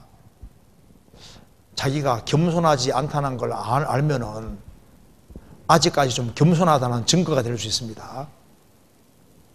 어떻게 겸손할 수 있을까요? 이건 중요한 질문 중에 정말 중요한 질문입니다. 신앙 입문이 뭔지 아시죠? 신앙 안에 들어가는 입문은 겸손입니다. 그래서 이제 성경 안에 누가 들어갈 수 있냐 하면은 겸손한 사람만 성경 안에 들어갈 수 있는 거예요. 그리고 신앙 안에 들어가는 길도 겸손이고 하나님을 경험하는 길도 겸손합니다. 겸손만 하나님을 경험할 수 있는 길이 되는 겁니다. 왜 성경이 아주 핵심이 겸손이냐 하면은 하나님이 겸손한 분이시기 때문에 그런 거예요. 이 우주에는 정말 겸손한 분이 우주를 건설하셨고 겸손한 분이 배후에 계십니다. 그래서 하나님이 겸손하시는 분이라는 증거는 너무나도 많이 있습니다. 성경의 하나님은 교만한 분이 아닙니다. 하나님이 교만한 분이었다면 모세에게 나타날 때 가시나무 뜰기에 나타나지 않으십니다. 제가 그 중동 갔을 때 가시떨기 보고 정말 실망이 되더라고요. 개나리 같이 생긴 저게 왜 나타나셨을까? 멋있는 백향목도 있는데 그 초라한 가시떨기, 하나님이 겸손하시다는 증거가 예수님이 태어나실 때 구유에 짐승 축통 속에 계시잖아요. 구원하셨다. 예수님이 너무나도 초라한 모습으로 오셨습니다. 만왕의 왕이 오시는데 너무 초라한 모습으로. 그리고 낙이 새끼 타고 입성하는 것 봐요. 성경에서 말씀한 대로 틀림없이 하나님은 겸손하신 분입니다. 그래서 하나님과 접촉할 수 있는 길이 뭐냐 하면은 마음 낮추는 사람은 틀림없이 하나님과 접촉할 수 있게 되는 거예요. 그래서 이제 겸손하고 싶다. 그렇죠. 이게 겸손이 그렇게 중요한 것입니다. 왜냐하면 이제 우리가 신앙생활에 어떤 활력을 얻고 힘을 얻는 것은 하나님과 접촉이 되어야 되는데 마음을 낮추는 사람은 틀림없이 하나님과 접촉이 가능한 거예요. 그래서 하나님이 다니는 길이 있는 겁니다. 찾아봅시다. 이사야 55장 보시겠습니다. 이사야 55장 여기에 55장 8절입니다.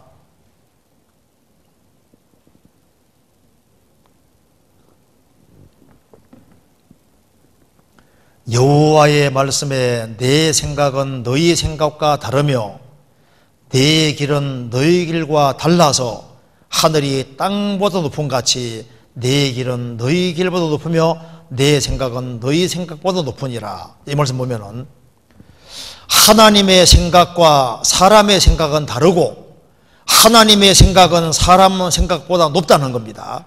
그리고 하나님 다니는 길도 사람과 다르고 하나님 다니는 길은 너희 길보다 높다. 그래서 이게 하나님의 생각과 하나님의 길이 너무 다르기 때문에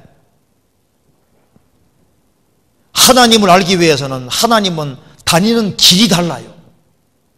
하나님은 어느 길로 다니냐 하면은 겸손의 길로 다니시는 겁니다. 그래서 하나같이 은혜를 입는 사람은 하나같이 겸손의 길을 걷는 사람은 신기하게도 은혜를 받잖아요. 겸손한 자에게는 은혜가 있느니라. 겸손한 사람은 하나님께서 구원으로 아름답게 하시는 말씀대로 겸손한 사람에게 구원이 이루어집니다. 그리고 겸손한 자에게 지혜가 있느니라. 잠언 11장 2절에 말한 대로 겸손한 사람에게는 지혜가 있습니다. 왜? 하나님이 함께 하시니까 겸손한 사람에게 진짜 지혜가 있습니다. 그리고 겸손의 길에 하나님이 계시니까 겸손한 사람은 존귀합잡이니라. 겸손한 사람은 무조건 존귀하게 되는 거예요. 겸손하면은 하나님이 그 사람을 높이십니다.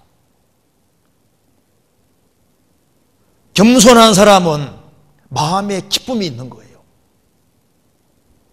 겸손한 사람은 하나님이 함께 하시니까 자기가 바꿔진다는 걸 느끼는데 언제 겸손해질 수 있냐고 말입니다. 사실 구원을 받았다는 것이 뭘 말하는 겁니까? 그 사람이 겸손했다는 증거입니다. 내게 구원이 임했다는 것은 내가 겸손했다는 증거인 거예요. 겸손하지 않으면 구원이 불가능하기 때문입니다. 그래서 우리가 하나님의 축복 가운데 살기 위해서는 구원받을 때 초심을 생각해 봐야 돼요. 내 구원받을 때 내가 어땠었지? 구원받을 때 정말 마음을 낮췄잖아요. 애들처럼. 그럴 때 구원이 임한 것처럼 구원받고 난 이후에도 마찬가지입니다. 그래서 겸손한 사람과는 주님이 함께 하시기 때문에 그 사람 영혼을 소생시키시고 그 사람을 인도해 주시고 그 사람 속을 바꿔주시니까 그 사람 마음속에 평강이 있고 기쁨이 있고 감사가 있고 그리고 그 사람이 하나님 앞에 귀하게 쓰임받게 주님 만드시는 겁니다. 그래서 겸손하면은 모든 영역에서 유익합니다. 하나님 앞에서 정말 겸손할 수 있으면은 많은 문제들이 해결이 되는 거예요. 가정생활에서도 마찬가지입니다. 가정생활에서도 정말 내가 마음을 낮추고 산다면은 그 사람은 틀림없이 감사의 사람이 되는 겁니다. 그러니까 여기에 범사에 감사하라. 모든 일에 감사하라. 그럼 누가 모든 일에 정말 감사할 수 있을까요? 왜 감사가 안 될까요? 감사보다 밑에 있는 것이 뭔지 아시죠? 감사가 정말 생기려면 은혜를 받아야지 감사가 생기는데 은혜 밑에 있는 것이 뭐냐? 이게 바로 겸손이라는 겁니다. 그래서 겸손한 사람에게는 은혜가 있고 은혜를 받으면 감사가 생기게 되는 거예요. 그래서 우리가 성경을 아무리 연구해봐도 제일 바탕에는 항상 겸손이 제일 바탕입니다. 그래서 겸손하면요, 마음을 낮추면은 사람을 보는데도 다르게 보이게 되는 거예요. 가정생활 속에서도 남편이 정말 마음을 낮추고 산다 해봅시다. 그러면 아내가 어떻게 보일까요? 진짜 귀하게 보이죠. 마음을 낮추면은 형제자매가 다 귀하게 보이게 돼 있습니다. 그리고 자매가 마음을 낮추고 이렇게 살아가면은 남편이 부족한 것이 보여도 정말 마음 낮추면 별 문제가 안 되거든요. 진짜 기도해 준다고요. 마음을 낮추는 사람은 생을 살아가면서 하나님 은혜 가운데 살기 때문에 생을 살아가는 가운데서 큰 문제 같은 걸 다 극복할 수 있는 힘 같은 것이 있습니다.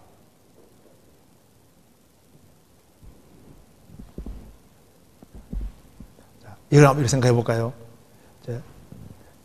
지금 우리는 몸이지 않습니까? 여기 대체로 건강하지 않습니까? 여기 걸을 수 있는 것 자체가 사실 이게 얼마나 큰 것인지 몰라요. 중풍병 환자, 그 걷지 못하는 그분들은 걸을 수만 있다면은 내 전 재산을 내가 다 줄 수도 있겠다. 노인들은 내가 다시 젊어질 수만 있다면은 내 전 재산을 내가 다 줄 수도 있다. 젊다는 것이 얼마나 큰 축복입니까? 그리고 걸을 수 있다는 것이 얼마나 큰 축복이에요. 우리가 보면은 아무리 생각해도 마음을 많이 높이고 있습니다. 가정생활 속에서도 마음을 낮추고 교회 생활 속에서도 마음을 정말 낮추고 살아가면은 원망할 것도 없고 불평할 것도 없고 그리고 사물을 보는 눈 자체가 달라지는 거예요. 그래서 겸손한 사람은 틀림없이 하나님의 큰 은총 속에 살게 됩니다. 그 사람은 하나님의 인도하심을 느끼게 될 겁니다. 그래서 하나님께서는 이 그리스도인들이 정말 겸손해져야 되기 때문에 혹시라도 교만해질까 봐 하나님이 여러 가지 가시 같은 걸 주는 거예요. 왜 하나님이 바울 사도에게 육체에 가시 주시고 병을 주셨을까요? 교만해질까 봐. 왜 베드로 사도에게 닭을 연결시켜 놨을까요? 닭 2번 울기 전에 네가 3번 나를 부인하리라. 왜 그런 걸 연결시켜 놨냐면 교만해질까 봐. 베드로 사도가 한번 설교하는데 막 3,000명 구원받았잖아요. 이야, 3,000명 구원받았네. 어쩔 될지 모르지만 그 다음날 아침에 꼭 깨워 하거든요. 그럼 자기가 3번 부인한 게 생각나잖아요. 용서받은 게 생각나니까 마음을 낮춥니다. 5천 명 구원받고 해도 뭐 어디 가든 간에 닭이 우러졌으니까 베드로 사도는 교만해질 수가 없는 거예요. 우리 인생에서 뭔가 부족한 게 있으면 그 축복입니다. 스펄전 목사님은 평생 통풍을 앓았습니다. 그리고 고등학교밖에 못 나왔어요. 그래서 대학도 못 나온 주제에, 신학교도 안 나온 주제에 그것 때문에 공격을 많이 받았습니다. 스펄전 목사님 나중에 회고하면서 내 인생에서 내가 신학교 안 나온 것, 또 한 가지는 평생 통풍하는 것, 이것이 정말 내게 축복이었다. 이게 내게 컴플렉스가 이게 정말 축복이었다 그 말입니다. 삭개오에게는 키가 작은 것이 자기에게 정말 축복이었던 거예요. 그것 때문에 세리장이 되지만 마음은 항상 답답한 것이 있는데 그것이 나중에 구원받는 데 큰 계기가 되잖아요. 우리 각자에게 뭔가 연약한 부분, 약점되는 것이 있을 수 있는데 이것이 축복인 거예요. 축복. 하나님께서는 교만하면 망하기 때문에 겸손하도록 상황을 만들어 가십니다. 그리고 그 사람이 바른 마음을 가지고 있으면은 마음 높이지 못하도록 주님께서 만들어 가시는 거예요. 그래서 그럼 어떻게 하면은 교만을 피하고 겸손하게 살 수 있을까? 가장 중요한 것이 있습니다. 두 구절 보고 마치겠습니다. 신명기 17장. 신명기 17장.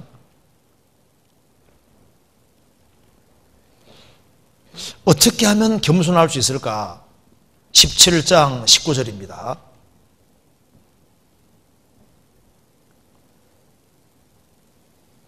평생에 자기 옆에 두고 읽어서 그 하나님 여호와 경외하기를 배우며 이 율법의 모든 말과 이 규례를 지켜 행할 것이라.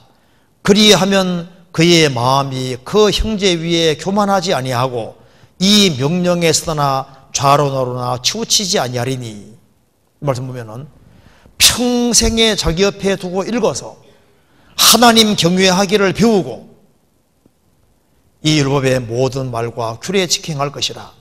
그리하면 그의 마음이 그 형제 위에 교만하지 아니할 것이다. 교만을 막는 제일 좋은 길이 평생에 자기 옆에 두고 성경을 배우고 하나님 경외하기를 배우고 말씀 가운데 살기를 힘쓰는 사람, 그런 사람은 교만을 막을 수 있게 되는 겁니다. 디모데전서 6장 보시겠습니다.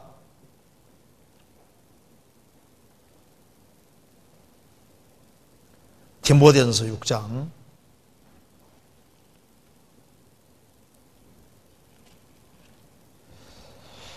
3절입니다. 누구든지 다른 교훈을 하며 바른 말 곧 우리 주 예수 그리스도의 말씀과 경건에 관한 교훈에 창념치 아니하면 저는 교만하여 아무것도 알지 못하고. 이 말씀 보면은 다른 교훈을 하며 바른 말 곧 우리 주 예수 그리스도의 말씀과 경건에 관한 교훈에 창념하면은 겸손하게 되는데 창념치 아니하면 저는 교만하여. 그러니까 교만을 막는 길이 뭔지 성경에 분명히 말하고 있죠. 하나님 말씀을 가까이 하는 겁니다. 하나님은 말씀으로 나타나시기 때문에 하나님 말씀을 가까이 하는 사람은 하나님께서 하나님 말씀으로 그 사람을 겸손케 만들어 주십니다. 마음을 낮추게 만들어 주는 거예요. 그래서 그 사람이 생활을 힘있게 살 수 있게 되는 겁니다. 그래서 마음을 낮추면은 오늘 한번 집에 가서 실험해봐요. 집에 가서도 내가 가정에서 내가 제일 작은 자다. 내가 교회 안에서도 내가 제일 작은 자다. 구역 모임 가서도 내가 제일 작은 자다. 그런 마음을 가지고 딱 있으면은 누가 간증을 지루하게 해도 별 문제가 안 됩니다. 문제 안 되죠? 근데 마음을 조금 높이면요, 저걸 간증이라고 해? 문제가 되잖아요. 마음을 낮추면은 거기에서도 다 교훈받고, 마음 낮추면은 애들에게서 배우고 다 배울 수가 있는 겁니다. 그래서 여기 겸손하고 싶다. 근데 이게 잘 안 된다. 그럼 어떻게 하면 되느냐? 겸손 중에서 제일 좋은 방법이, 마음을 낮추는 제일 좋은 방법이 성경에 말한 대로 하나님 말씀을 배우고 하나님 말씀을 지키려 하면 자기가 못하는 게 너무 많은 걸 알 수 있는 거예요. 그래서 잘 못 살아가는 사람 보면요, 무조건 지적하는 것이 아니고 말씀을 지켜보면 이게 쉽지 않지 않습니까? 그러니까 다른 사람 부족도 이해하게 되고, 그런데 하나님 말씀을 가까이 하지 않는 사람은 자기 스스로가 딱 교만해져서 막 남을 함부로 판단하고 하는데 그게 교만해져서 증거입니다. 그래서 겸손한 자에게는 은혜가 있는지라. 그래서 바울 사도가 모든 형제 중에 지극히 작은 자보다 더 작은 자라고 말한 것처럼 우리가 하나님 만든 세계 속에 살기 때문에 마음을 정말 낮추어서 생활을 살면요, 하나님의 은혜를 특별히 받을 수 있습니다. 그럼 그 사람은 감사의 사람이 되고 정말 힘있게 살 수 있고, 가정에서도 밝게 행하고 모임에서도 밝게 행하고, 그리고 신기하게 모든 사람의 대화 속에서 좋은 것들을 많이 배울 수 있고, 그리고 하나님의 큰 축복과 은혜를 틀림없이 느낄 수 있을 겁니다. 일단 여기까지 말씀드리겠습니다. 같이 기도하시겠습니다. 자비로우신 우리 아버지 하나님, 감사합니다. 많은 사람 중에서 저희들을 복음으로 불러주시고 구원해 주신 것을 감사합니다. 오늘 저희들이 하나님 말씀을 배운 대로 저희들에게 깨끗하고 선한 양심을 주신 줄 압니다. 저희들이 양심 가운데 하나님 말씀에 비추어서 진리 가운데 행할 수 있도록 도와주시고, 주님 앞에 정직하게 행할 수 있도록 더욱 역사해 주옵소서. 그리고 주님 앞에서 겸손한 마음으로, 더욱 낮아진 마음으로 생을 살 수 있도록 도와주시옵소서. 그리고 하나님의 크신 은혜와 사랑을 경험하는 귀한 인생들이 다 될 수 있도록 도와주시옵소서. 주 예수 그리스도 이름으로 기도하옵나이다. 아멘.